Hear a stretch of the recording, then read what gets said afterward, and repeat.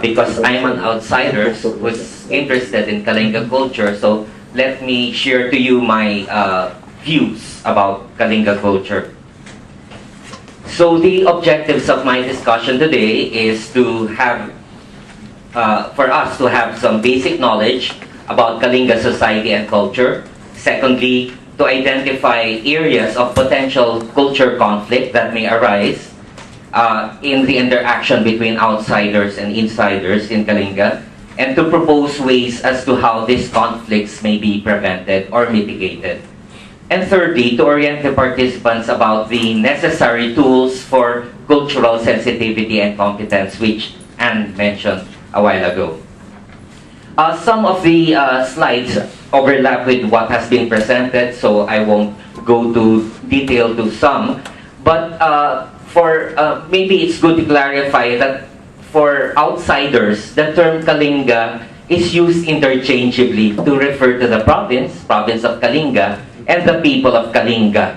Although the Kalinga people use the term Ikalinga to refer to the people. Okay? But for outsiders, there's both terms are used, the province and the people. Okay, so it's part of CAR.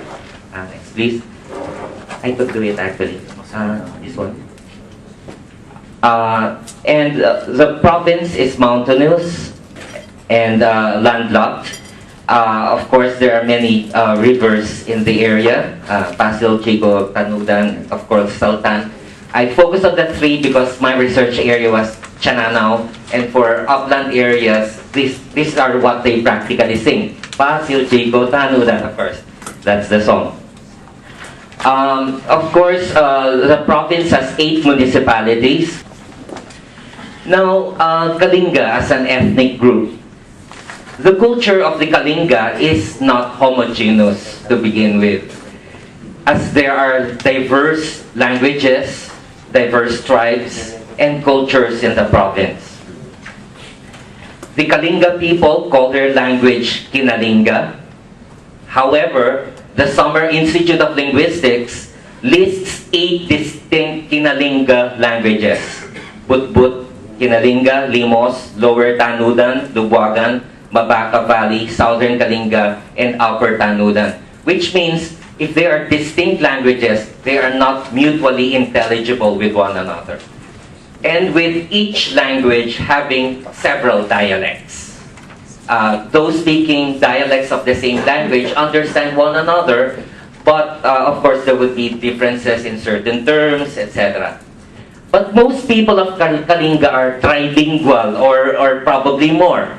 They speak the language of their own tribe. They speak the language of their neighboring tribe, which they understand. They speak Ilocano, which is the lingua franca in the region. Okay. So there are several dialects. Because of historical reasons, Ilocano has become the lingua franca in the area. So generally, people understand Ilocano.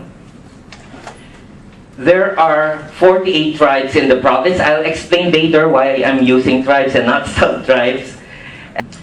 Each tribe is politically autonomous from one another. There are different clans within the same tribe.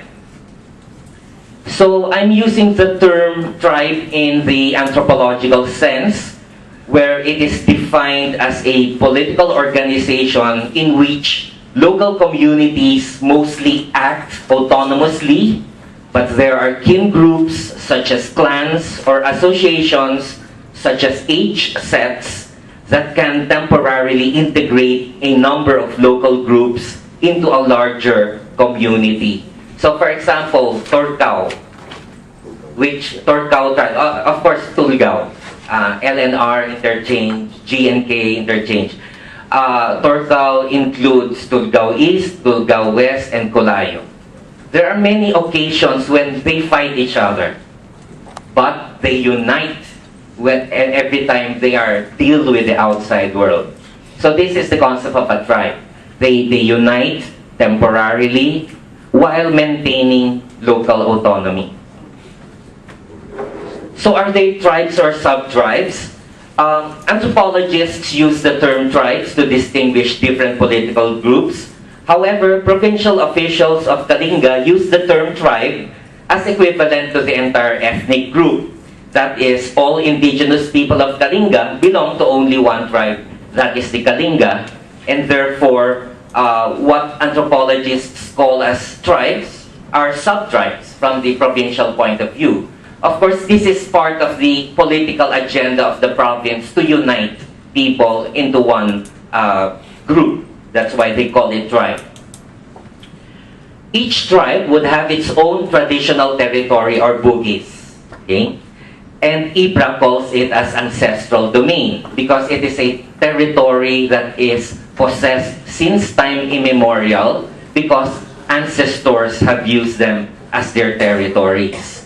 Now, in Erwin's question about are they titled or not, of course, IPRA says, the Indigenous Peoples' Rights Act, that ancestral domains have been possessed by the people even before the establishment of the Philippine state. So there is really no need to give them a title. The title is just a formality that the government recognizes prior possession. So there are ancestral domains and in Kalinga, whether they are titled or not. The boundaries of ancestral domains are defined in the peace pact between two bordering tribes because peace pacts are bilateral in nature. So Dananao and Tulga would have a peace pact, and in the peace pact, the first portion would be to define their territories. Tulga will have a peace pact with another village, and then they would define their territorial boundaries. But as Anne mentioned, of course, there are cases of overlapping claims, and this is something that we should be conscious about. So why this diversity? Why are there so many groups in Kalinga? Traditionally, there was no supra-tribal organization, unlike Muslim Mindanao that developed a sultanate formation. So these areas were different autonomous political units. InterTribal relations were maintained through a system of bilateral peace pacts known as the Bodong, but because of dialect differences, it would be called Pochong, Pechen, Bodon, etc. The Spaniards just lumped together these various tribes as infieles. So this map comes from a 1789 map of Father Francisco Antolin, where you see Tingianes, the Tingians of Abra, Cagayanes of Cagayan, the Igorotes of Mountain Province, and in the middle are infidels, infieles, because they don't know who they are. They're just scattered groups from the Spanish point of view. Later on, the term infieles would be replaced by tribus salvajes, or savage tribes. And that's where we get the term now, tribes, a Spanish introduction. And only much later, 1850, will the term Kalinga arise. Okay. So through time, from 1800s to 2000, there would be changes in the term. Sometimes they are called Highlanders, sometimes Kalinga, sometimes non-Christian tribes, depending on the group that calls them. So, but usually, people belonging to a village call the name that they call for themselves is the name of the village. That's the E prefix. Similar to the Tagalog, Taga, no? Taga-Ilog, okay? Tagalog, okay? So, Chananao, people of Dananao. Some historical milestones. My apologies, so I emphasize some events more than others.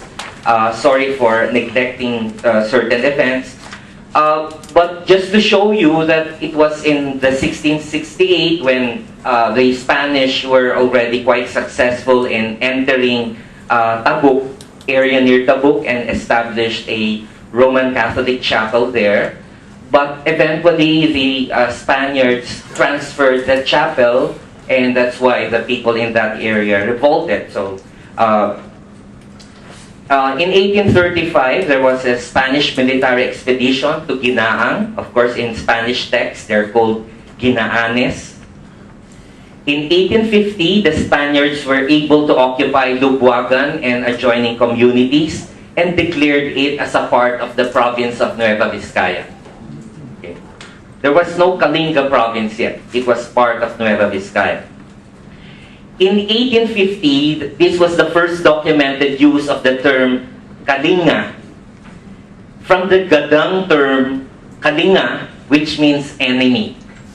The Gadangs of Nueva Vizcaya called the Kalingas as their enemies, and that's the name.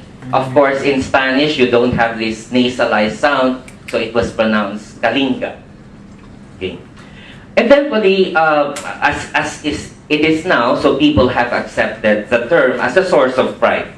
Originally, an outsider term, but now a term for pride. In 1859 to 79, military political commandancies were established. One important historical footnote, in 1900, Lubuagan was actually the capital of the Philippines because Aguinaldo was on retreat and took office in Lubuagan for 3 days before being arrested in Palanan, Isabela. The Americans administered Kalinga as part of Abra province. So it was not part of, there was no Kalinga province, it was Abra. Of course, the peoples of Balbalan are very much, share a lot of identity, the Banaus especially, with those of Tinglaya, with those of Abra.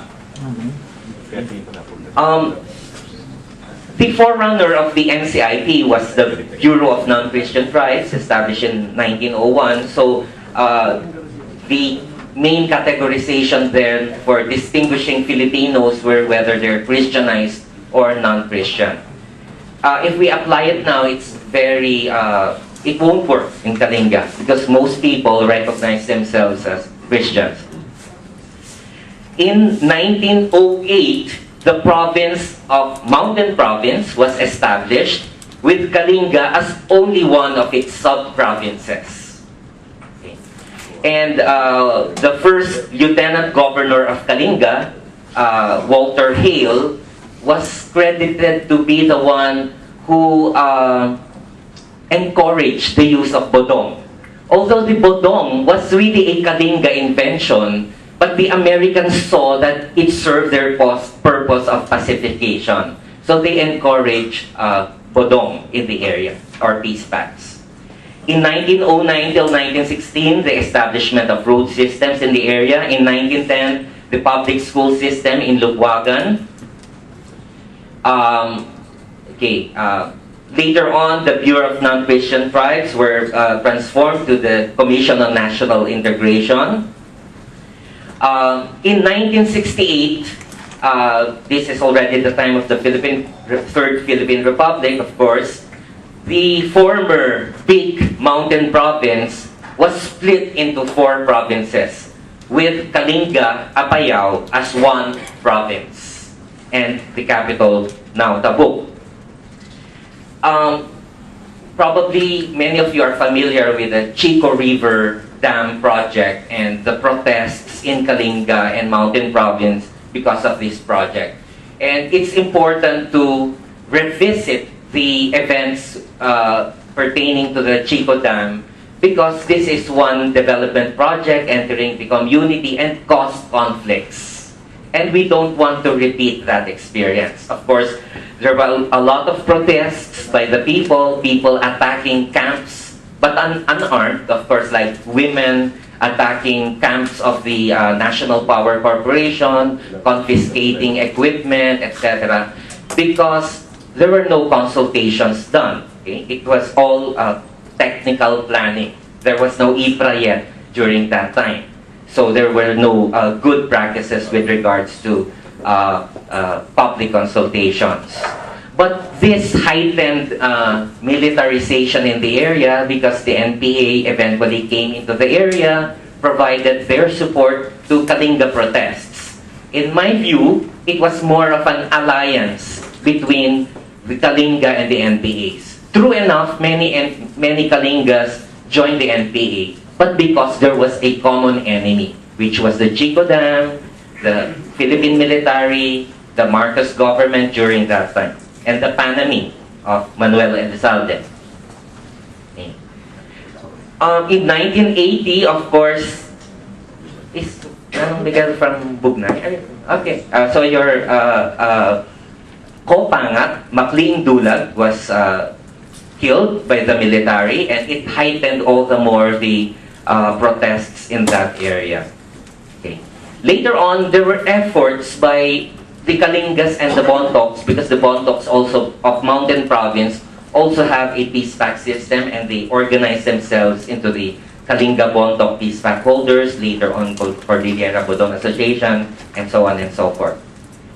The first geothermal exploration activities were undertaken by Caltex way back in 1983.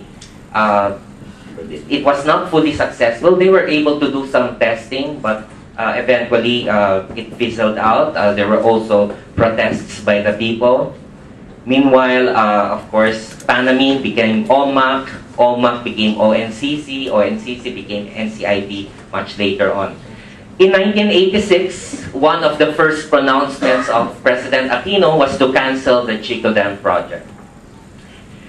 The Philippine Constitution of 1987 espoused the creation of an autonomous region for the Cordillera, including Kalinga as part of that autonomous region. However, the Organic Act for the Cordillera in 1990 as well in 1997 were both rejected by the people of the Cordillera. So up to now, we don't have an autonomous region, unlike ARM in Mindanao. There is a Cordillera administrative region. For PGI, Philippine Geothermal then, exploration activities were in 1996 to 1997 in the Pasil area, but this was still pre-IPRA. But when, yes, in Balatok, but when IPRA was enacted, so PGI followed the law and conducted consultations first. Unfortunately, during that time, there were no FPIC procedures and guidelines. So there were some problems on interpreting on how to secure free and prior informed consent. That's why there were, eventually, the people said, we're not ready for it. And PGI said, oh, thank you for listening to us, and you could invite us when you're ready. Okay. Anne mentioned, of course, the NCIP was established in 1998, but the law that established it was IPRA in 1997. There is only one certificate of ancestral domain in Kalinga, and this is for the entire Tinglayan, what they call Kalinga tribe of Tinglayan. This was in 1998. Okay, now cultural conflicts. Okay. Cultural conflicts may arise because of lack of understanding of the local language or because of miscommunication. This is common in any situation because the geologists who may go to the area don't speak the local language, so there's a different understanding of the situation. But it may also arise because of different worldviews and cultural perspectives. So for example, many of the things that were discussed by Manong Mike is part of the Kalinga worldview, their belief system. But for outsiders, they may... Now, how can this be operationalized? Culturally competent organizations and individuals are able to integrate and transform knowledge about diverse groups of people into specific standards, policies, practices, and attributes used in appropriate cultural settings to increase the quality of services, thereby producing better outcomes. Basic cultural competence requires accepting, appreciating, and accommodating cultural differences. Okay. So, when we go to the community, we assume that we will be confronted with beliefs and practices that are different from ours. But what is important is that we respect that difference. Valuing diversity and accepting and respecting differences. Accepting that the influence of their own culture in relation to other cultures. Each one of us has our own biases. What is important is that we're aware of these biases and that it does not affect the services that we want to provide. For example, if you're a Christian and you meet a non-Christian, so we don't impose our own values and judgments to people with a different set of views. It is important to understand and manage the dynamics of difference when cultures intersect. So this is management measures. It is basic cultural competent people are willing to examine components of cross-cultural interactions, such as what I mentioned earlier, problems related to communication, problem solving, etc. Advanced cultural competence moves beyond accepting, appreciating, accommodating cultural difference and begins to actively educate the less informed individuals about cultural differences. We seek out knowledge about diverse cultures, develop skills to interact in diverse environments, and become allies with and feel comfortable in interacting with others in multicultural settings. Maybe one important way is to highlight similarities more than the differences. Actually, some of the differences are very superficial. For example, Manong might mention Kabunyan as the supreme god. There's a Tagalog word, Kabunyan. Ang kanyang kabunyan, si Jaime Cardinal Sin pala nun.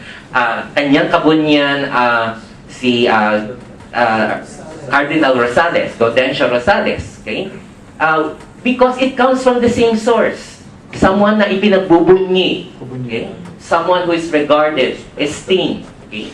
Bain is very much like the Ilocano hiya. Okay? So there are actually similarities despite differences of terms. Now, cultural competence skills includes being aware of one's own culture, that's the most important step, values and biases, and being on guard against those biases. We're not asking you to throw away your own beliefs. No. Each one of us have our own beliefs. But we are on guard that these beliefs do not conflict with the beliefs of others. Being aware of and working at controlling one's own biases and how this may affect interactions with others. The need to understand that that knowledge is culture specific. For example,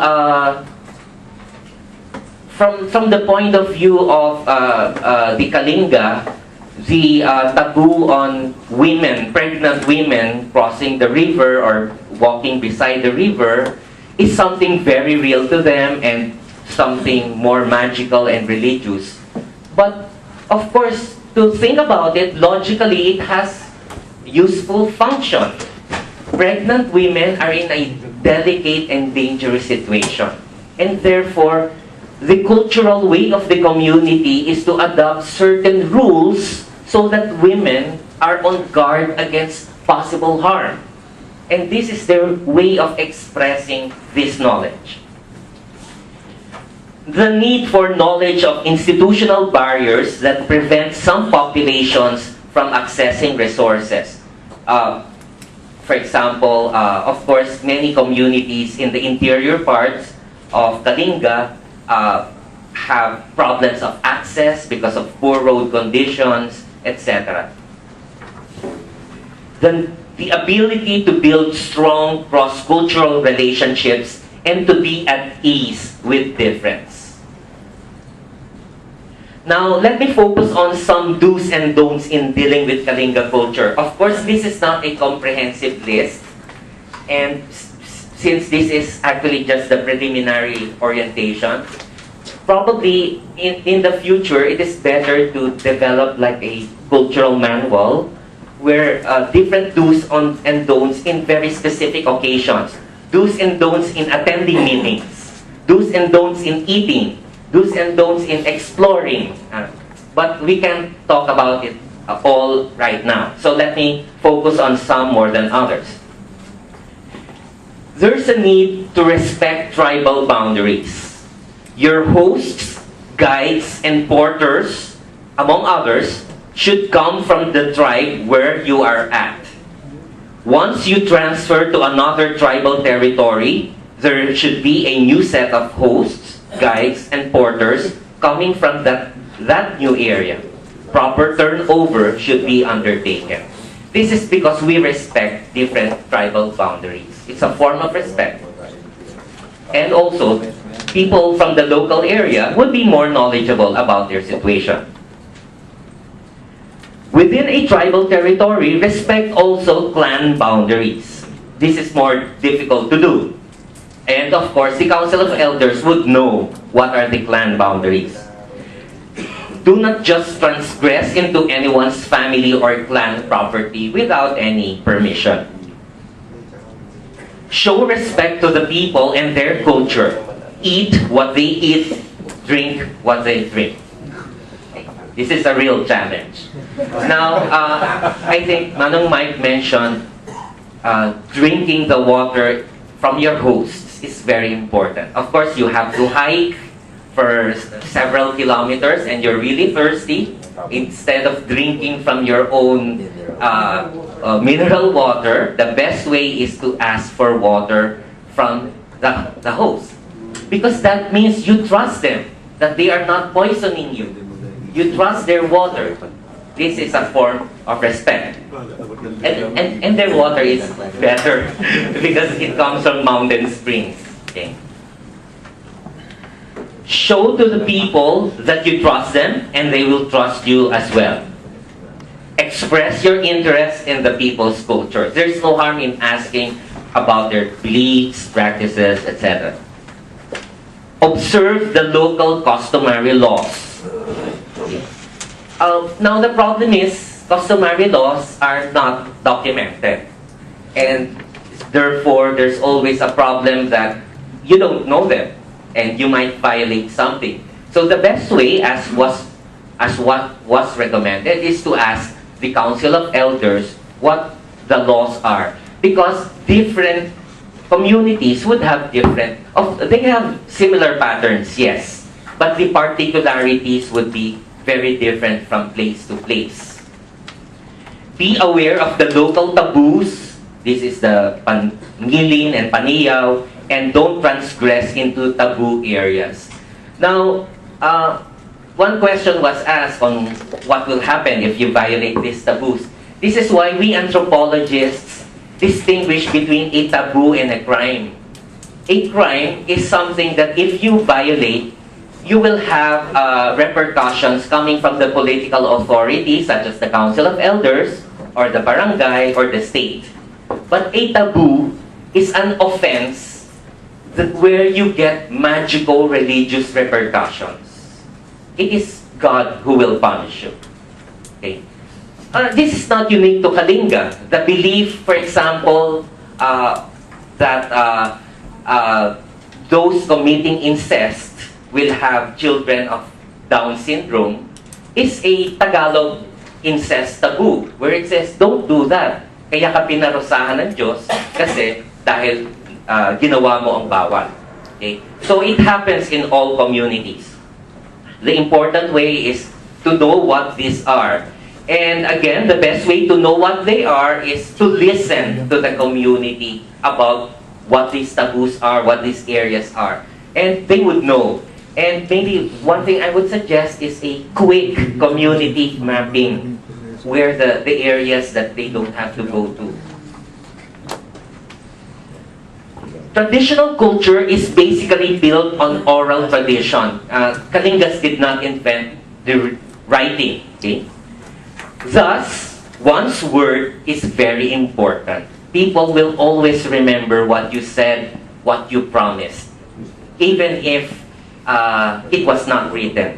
They could chant their genealogies.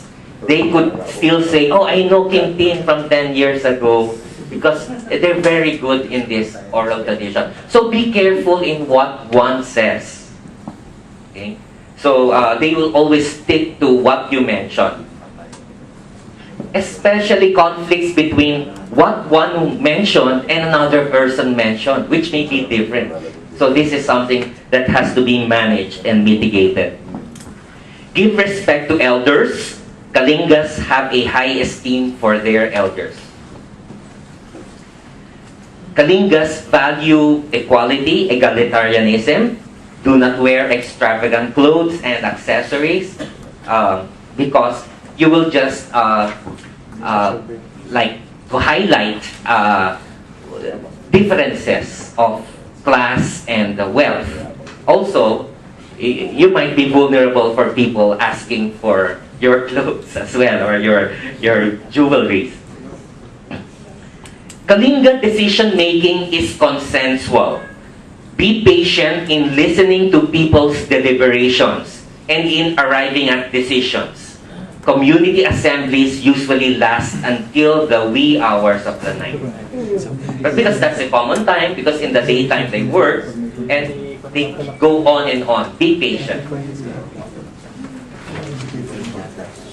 Because they don't just vote, it's something that is consensual. And IPRA highlights the importance of community consensus. Okay? Sometimes, I know this is a problem for many development agencies, and opposition of one member stalls everything. So how the community does it is really to convince until everyone is convinced. And that keeps the process longer, which conflicts with company timelines, which is a problem. But the positive thing is, if that is resolved, there are lesser problems.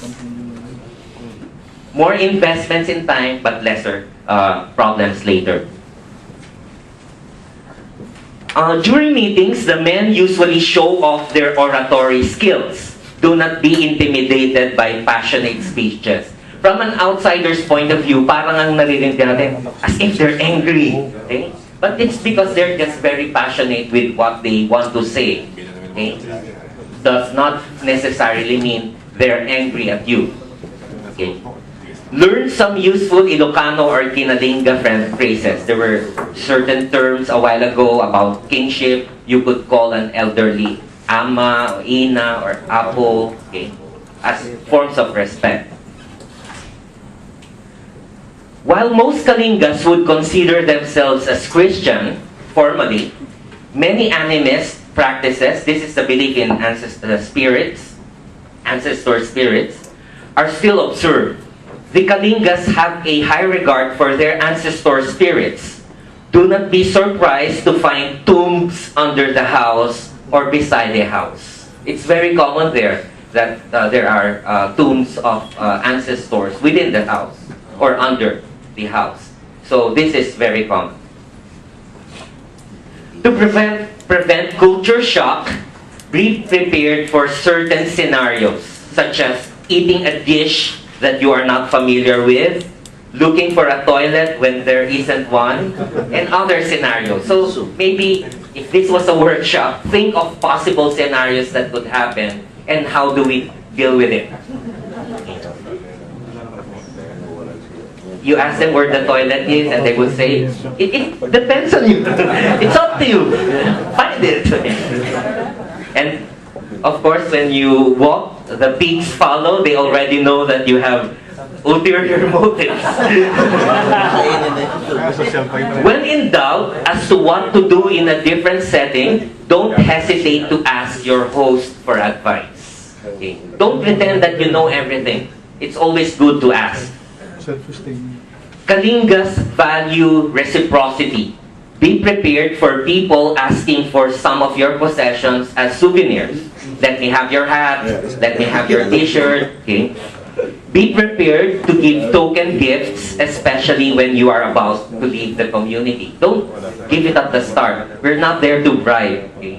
But when we leave, when we're going back to Manila, as a token of respect, it would be good to give some gifts, but not expensive ones, or else you might be suspected of trying to buy them off. So don't wear anything that you don't want to give away. Public rituals are usually marked by butchering of animals and drinking liquor. Be prepared for a lot of eating and drinking. If you cannot handle it, learn to beg off in a polite manner. How this is, maybe we can work it out. Like, usually, you're already invited to eat in this house, and then you go to another house, they expect you to eat again. Okay? You could say, I've already eaten, but of course, show a gesture that you also want to taste it, but really you can't eat it all. The main objective is not to offend. Traditionally, Kalinga society, this is in the long past, is a warrior society. In the past, there was endemic warfare between enemy tribes. Now, high-powered rifles have replaced the spears as items of prestige and security. Although these weapons are not usually displayed in public, do not be surprised if you see someone carrying a rifle in the community. They're no longer primitives. They don't use spears. Yes, they still do, of course, but aside from spears, they have Armalite rifles, etc. In Uma, of course, they produce local Armalites. Umalites. Once you are accepted as a guest in a particular community, the community members themselves are the ones who will ensure your safety and protection. This is very important. If they welcome you, they will protect you all the way. However, see to it that you are always accompanied by a local guide when going around the village, as there may be some people who may not be aware of your presence, on who you are. So these are some of those that I thought would be relevant, and maybe we could entertain questions if you have other things in mind. Thank you very much. Thank you. Let's give a hand to Dr. Castro.